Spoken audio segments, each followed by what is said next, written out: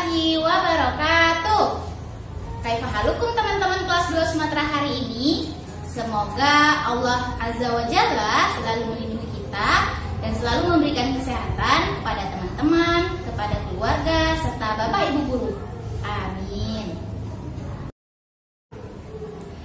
Alhamdulillah teman-teman, pada kesempatan kali ini kita bisa kembali berkegiatan untuk belajar bersama-sama teman-teman. Kali ini materinya tentang apa ya? Ada yang tahu? Nah, sebelum memulai kegiatan hari ini, supaya kegiatan kita diberkahi oleh Allah Subhanahu wa Ta'ala dan teman-teman lebih mudah dalam memahami setiap penjelasan yang akan Budi berikan, yuk kita sama-sama membaca doa sebelum belajar. Oke, siap ya teman-teman? Kita mulai dalam hitungan ketiga. 1, 2, 3. Bismillahirrahmanirrahim. Allahumma inni as'aluka ilman nafi'an wa rizqan thayyiban wa amalan mutaqabbala. Artinya, ya Allah, sesungguhnya aku memohon kepadamu ilmu yang bermanfaat, rezeki yang baik, dan amal yang diterima. Amin. Oke, selanjutnya Budi akan menyampaikan kesepakatan sebelum berkegiatan nih teman-teman. Budi harap teman-teman bisa mengikuti kesepakatan ini dengan tertib ya. Yang pertama, pastikan teman-teman menyimak video kali ini dengan tertib dan hingga selesai. Teman-teman, yang kedua diharapkan tidak sambil baring maupun melakukan aktivitas lainnya teman-teman, supaya informasi yang Budi sampaikan bisa teman-teman terima dengan lengkap. Nah, yang ketiga, teman-teman, Budi tidak izinkan teman-teman meminta waktu tambahan kepada ayah dan bunda untuk melihat video channel YouTube lainnya. Jadi, teman-teman pastikan menyimak video hari ini dengan tertib dan teliti ya. Selanjutnya, Bu Dwi mau mengajak teman-teman untuk bermain terlebih dahulu. Nah, dalam permainan ini, teman-teman wajib konsentrasi. Teman-teman harus memindahkan satu batang korek api yang telah membentuk angka ke tempat yang tepat hingga hasil penjumlahannya menghasilkan jumlah yang tepat. Oke, Bu Dwi akan memberikan waktu selama 20 detik untuk teman-teman menentukan jawabannya. Siap teman-teman? Nah, soal yang pertama, perhatikan gambarnya ya.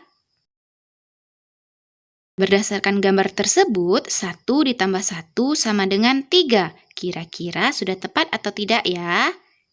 Nah, sekarang pancis yang mana yang harus kita pindahkan sehingga penjumlahannya menjadi tepat? Oke, waktunya masih ada 4 detik. Oke, waktunya sudah habis. Sekarang kita lihat bersama-sama ya.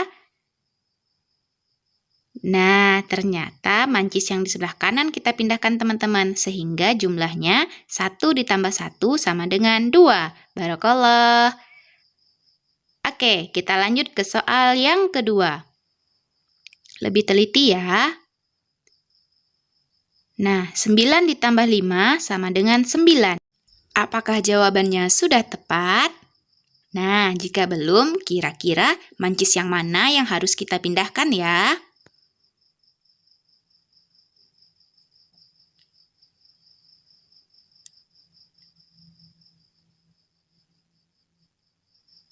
Oke, waktunya sudah habis. Kita lihat bersama-sama jawabannya ya teman-teman.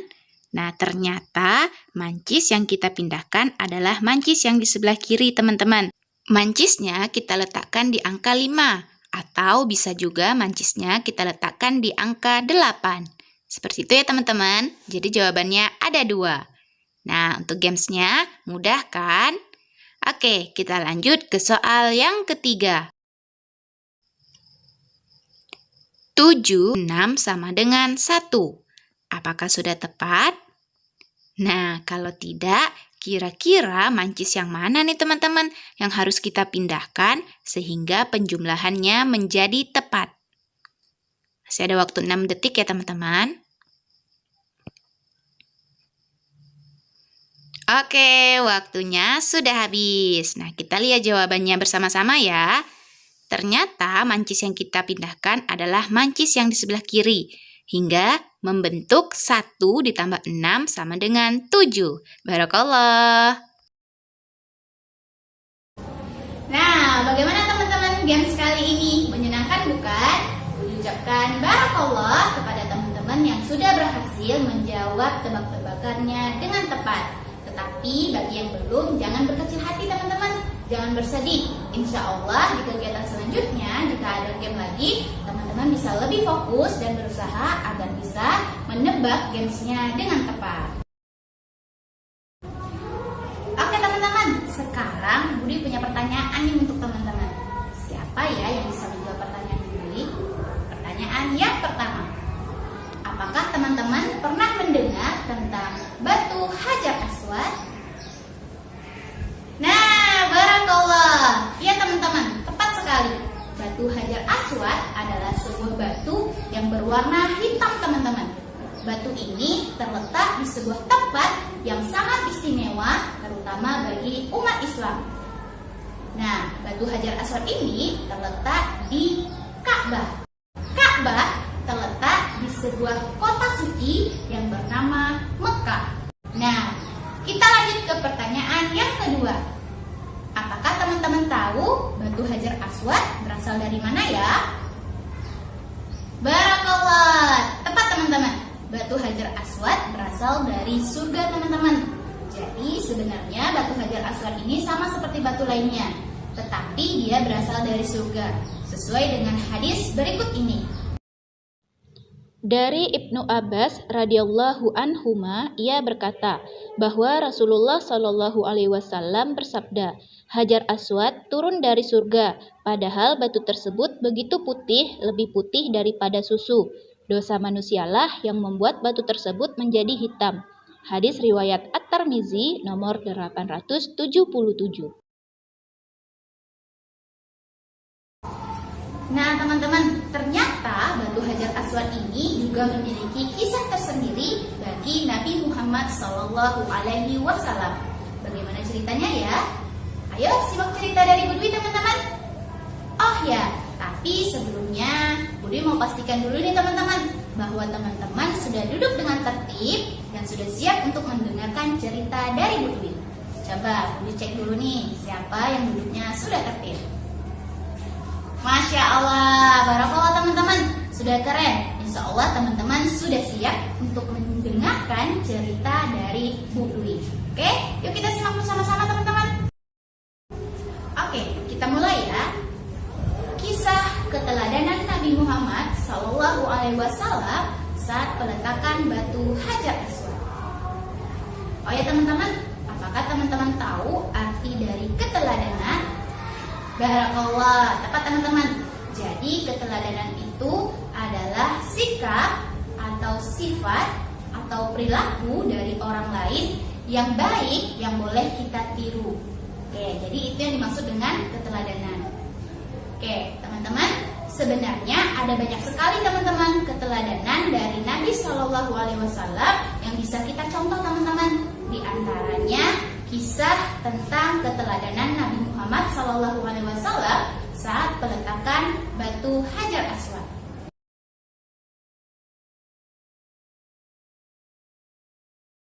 Nabi Muhammad Shallallahu Alaihi Wasallam dan istrinya Khadijah hidup dengan pergaulan yang baik. Beliau rendah hati, suka menolong, tidak pernah menunjukkan kemarahan, berbicara sedikit, dan apabila bercanda yang dikatakannya hanya kebenaran. Hal tersebutlah yang membuat orang lain merasa senang sekaligus merasa nyaman dengan Nabi Muhammad Shallallahu Alaihi Wasallam.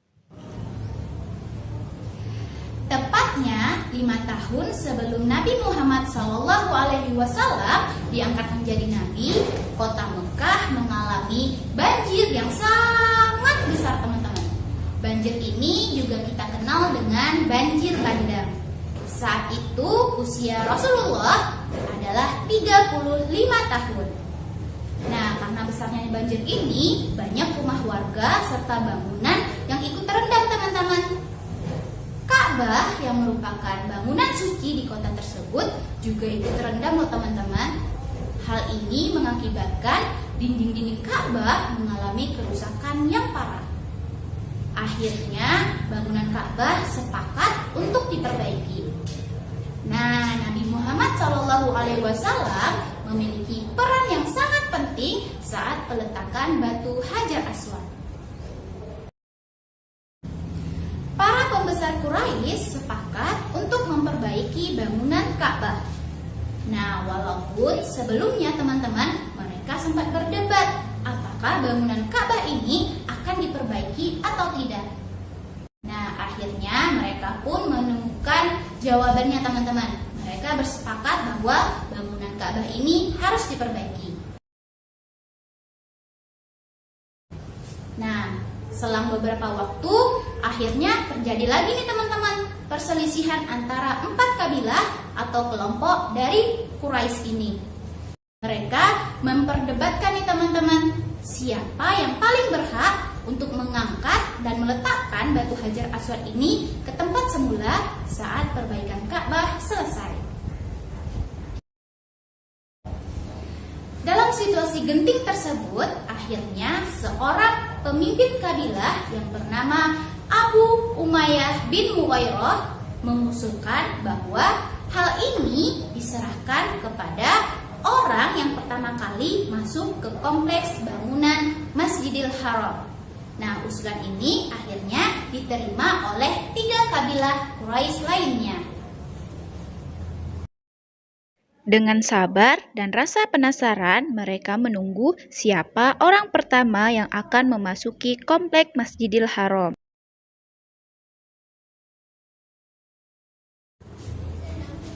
Ternyata orang yang pertama kali masuk adalah Muhammad bin Abdullah.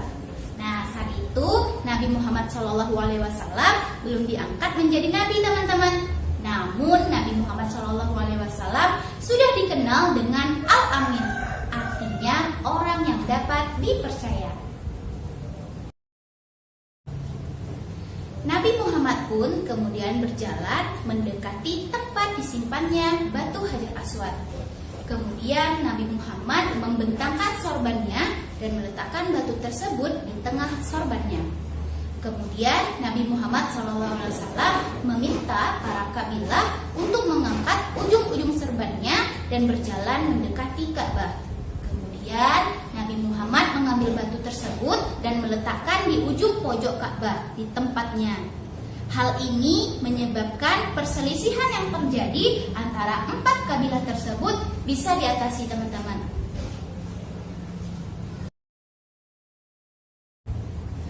Masya Allah, keren sekali ya Nabi Muhammad SAW teman-teman. Dalam hal ini Nabi Muhammad SAW tidak egois. Beliau mampu menyelesaikan perselisihan yang terjadi antara 4 kabilah. Selain itu, Nabi Muhammad mampu menunjukkan sikap adil sehingga para kabilah merasa nyaman dan senang dengan Nabi Muhammad SAW. Nah, setelah mendengar cerita tersebut, teman-teman bisa nih bercerita kepada orang lain terkait cerita yang sudah teman-teman dengar.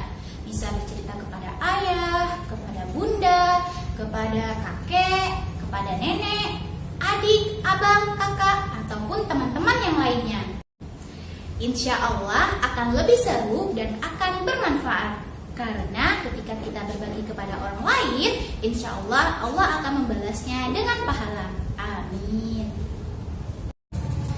Oh ya, sebelum bercerita, pastikan teman-teman sudah memahami isi dari cerita yang teman-teman dengar. Pastikan juga tidak ada informasi yang tertinggal ya. Nah, berikut ini Budi akan memberikan tips kepada teman-teman supaya teman-teman lebih memahami isi dari cerita yang teman-teman dengar dan tidak mudah lupa. Nah, tips yang pertama, pastikan teman-teman sudah menyimak cerita tersebut hingga selesai.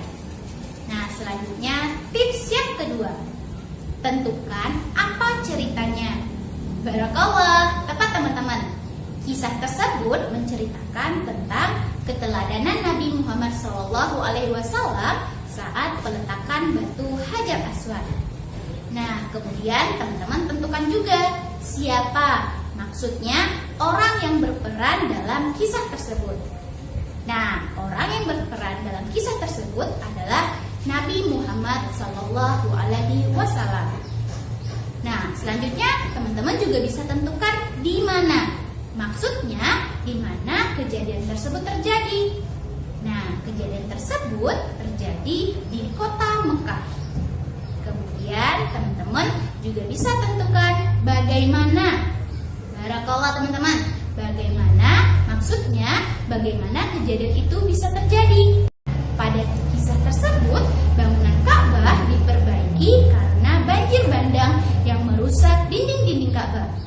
Kemudian teman-teman juga bisa tentukan kapan kejadian tersebut terjadi saat Nabi Muhammad SAW berusia 35 tahun dan tepatnya 5 tahun sebelum diangkat menjadi Nabi.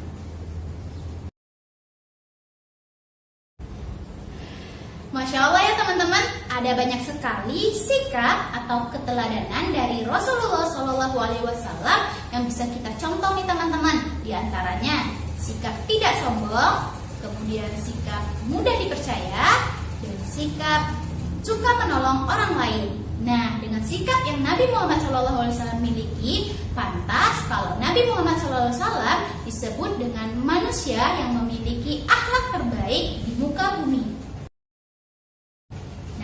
Teman-teman, untuk kegiatan hari ini semoga bermanfaat dan semoga teman-teman bisa memahami penjelasan dari Bu Dwi. Untuk tantangan, silahkan teman-teman mengerjakan HAMFAM Project aktivitas 13. Tetap semangat teman-teman. Bu Dwi tutup untuk kegiatan hari ini. Assalamualaikum warahmatullahi wabarakatuh.